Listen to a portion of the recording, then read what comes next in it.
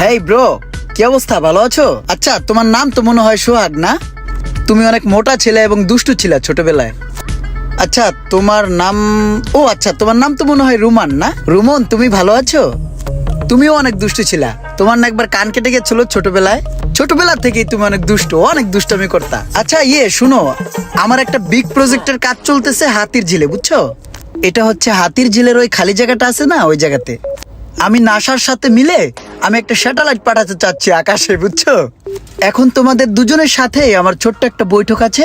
তোমরা এক কাজ করো, সময় করে আমার অফিসে চলে আসো। আমি যদি সময় বের করতে পারি তাহলে তোমাদের দুজনের সাথে বসে আমি একটু কথা বলবো না? হ্যাঁ, তাহলে থাকো তোমরা। হ্যাঁ, তাহলে আমি যাচ্ছি। হ্যাঁ, আর কি করতেছো এখানে? রাখতেছো কেন? হাতের উপর দিয়ে চাক্কা উঠে যাবে, বুঝো না তুমি? বোকা তুমি না রুমন, বোকায় রয়ে গেলে ছোটবেলার মতো। কিরে, তুই না নিজের তোর বাপরে বিয়া করাইছিলি, আর হেই পোলা বাড়ি আজকে তোরে তুমি তুমি করে কয়? তুই কিছু কইলি না? তোরাও তো তুমি তুমি করে কইছে। ওর পরে তো হসপিটাল তে কোলে করে তুই নিয়ে বাসায় দিয়েছস, আর হে পোলা আইসকা তোর তুমি তুমি করে কয়। তুই পারলি না ওর কানের নিচে দুটো আওয়াজ দিতে? আরে বেটা, তুই শুরু করলে আমি শেষ করতাম। তাছাড়া পকেটে টাকা পয়সা নাই যে ওর লগে পাঞ্জালুম, বুঝছস নাই? এই তো এতক্ষণে লাইনে আইছস, পাঞ্জা লড়বি।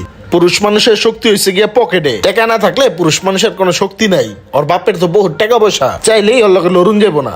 এত সহজ না দুনিয়া। বাদ দে, ইডাডি এখন কই ভালাবি এই চিন্তা কর। এডি কি হানি রাখবি নাকি ওদিকে সরাবি? চলো আগে ওই সাইডে যাই, পরে দেখতেছে গিলা।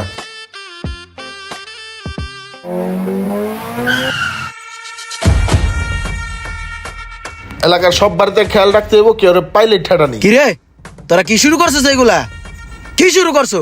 তোমরা যে ডাকাত নির্মূল কমিটি গঠন করতে লেগে এলাকার মধ্যে একটা পাইতারা শুরু করছো, এটা কি তোমগো লগে যায়? তোমরা পোলা পাইন না? আমরা এখানে আছি না? আমরা কি ভাইসা আইছি? আমগো জিজ্ঞাসা কোনো সময়? আরে মিয়া, ডাকাত কি ফাইজলামি মনে করছো? ওরা কচু গাছ কাটতে কাটতে ঢাকাই তুইছে, তগর মতো পোলা পাইন কচুর মতন ফাতা ফাতা কইরা লাইবো। আইছে ডাকাত নির্মূল কমিটি গঠন করতে চাইতাছে। ওই বেটা, আমরা কি এখানে আছি না? আমগো জিজ্ঞাসছস এলাকার মধ্যে আমরা কি ভাইসা আইছি? বেটা ফাউল। আইছো না, কোনো ডাকাত নির্মূল কমিটি হবে না। আমার কথা মতো চলবা, ভবিষ্যতে কিছু করতে পারবা। ওই ডাকাতের সাথে আমার কথা হয়েছে, ঠিক আছে? ওরা এই এলাকার মধ্যে ঢুকবে না, এটা আমার এলাকা, আমার এরিয়া। আর তোমরা যেহেতু কষ্ট ক্লাস করছো, আমার অফিসে দেখা করো, আমি কিছু খরচাপাতি দিয়ে দিব না, ওইটা লইও। হ্যাঁ, থাকো। হ্যাঁ, কিছু মানুষের না দেখলে বুঝতামই না টেকা যে কত গরম। ওই কামটা তাড়াতাড়ি করতে হবে মিয়া, একটু তাড়াতাড়ি করো। এই বেটা, ইমরান তো বেটা ওর অফিস আমার ডাক্কা নিয়া জোর করে আমার পকেটে 500 টাকা দিয়া দিছে। 500 টাকা দিয়া কয় আমি যা কই তা তাই করবি তোরা। ইমরানে 500 টাকা দিছে আর তুই পকেটে ঢুকা লাইছস। তুই জানোস ওই কত বড় ক্রিমিনাল? আর আমি কি টাকা নিছি না, আমার পকেটে জোর করে ঢুকাই দিছে। এখন কি করবি? এই টাকা তোর কাছে রাখা দে। এ একেবারে কইছো না আর কিছু করিছো না। ওই তোরে 500 টাকা দিয়া 5 লাখ টাকার কাম করাই নিব, আর এলাকার ভিতরে তোর আর আমার বদনাম হইব, এটা বুঝোস না তুই? তুই ওর টাকা খবরদার কিছু করিস না। ওর টাকা যেভাবে দিছে ওইভাবে এক জায়গায় নিয়ে রাখা দে। সুযোগ পাইলে ওর টাকা ওরে ফেরত দিয়া দিবি। জানোস কিছু ঘটনা? কি হইছে?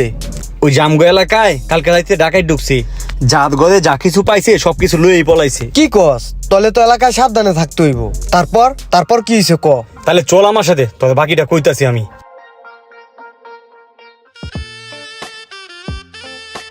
ভাই কি অবস্থা? ভাই ভালো আছেন আপনারা? হ্যাঁ ভালো। আপনি রিক্সায়? ভাই আমি এই জীবনে একটা জিনিস শিখা পাইছি, বুঝছেন ভাই? অহংকার পতনের মূল, বুঝছেন? অহংকার যে আলায় করবো ওই নিশ্চিত পতন খাইবো। যেই অহংকার করবে, আপনি যদি অহংকার করেন আপনি পতবেন, পতন হইব আপনার। এটা ভাই আমি বুঝে গেছি, বুঝছেন ভাই? এখন ভাই আমার নিজেরটা নিজেই হারে হারে টের পাইতেছি, বুঝছেন ভাই? ভাই ওই যে আরেকটা বিষয়, এলাকার সমাজ কল্যাণমূলক একটা বিষয় আছিল না, ওই যে ডাকাত নির্মূলের, ওই ঝামেলাটার ভিতরে জড়াইয়া, বুঝছেন ভাই, আমার খুব দ্রুত পতন হয়ে গেছে, বুঝছেন? এখন আসি কোন রকম। আছেন ঠিক আছে, এই কারণে আপনি রিক্সা চালাইবেন? একটা রিক্সা লইছি ভাই, এখন কি করবো? সারা জীবন চলছি হলো বড় লোকের হালে, রাজার হালে, সবসময় গাড়ি ছিল। এখন এমন একটা পর্যায়ে পড়ছি গাড়িটাও রাখতে পারি নাই। এখন লইছি পার্সোনাল গাড়ি, পার্সোনালি চলাই। এই মনে করেন মাঝে মাঝে দুই একটা টিপটুপ মারলে চা বিড়ির পয়সা হয়ে যায়, বাসার বাজার খরচটা হয়ে যায়, বুঝছেন ভাই? এই লইছি চলি আর কি। যাবেন নি কোনো দিকে? ওড়েন দেই। ওই সোহাগ একটা কাম কর, ওর 500 টাকা আছে না তোর কাছে জমা দিছিল, ওইটা ওরে দিয়া দে, ওর কামে লাগবে এই সময়। হ্যাঁ দিতাছি। 1 2 3 4 5 নেন ভাই, এই টাকাটা একদিন আপনি আমার দিছিলেন। না ভাই, ভালো হয়েছে, বুঝছেন? 500 টাকা দিয়েছেন। অনেক দিন ধরে ইলিশ খায় না, তাহলে একটা ইলিশ লয়ে আইলই। ঠিক আছে, ধন্যবাদ ভাই, তাহলে থাকেন। আপনাকে আল্লাহ যা দিয়েছে তা নিয়ে বড়াই না করে তা নিয়ে শুকরিয়া আদায় করুন, না হলে ইমরানের মতো পতন হতে সময় লাগবে না। ভিডিওটি ভালো লাগলে অবশ্যই শেয়ার করে দিবেন প্লিজ।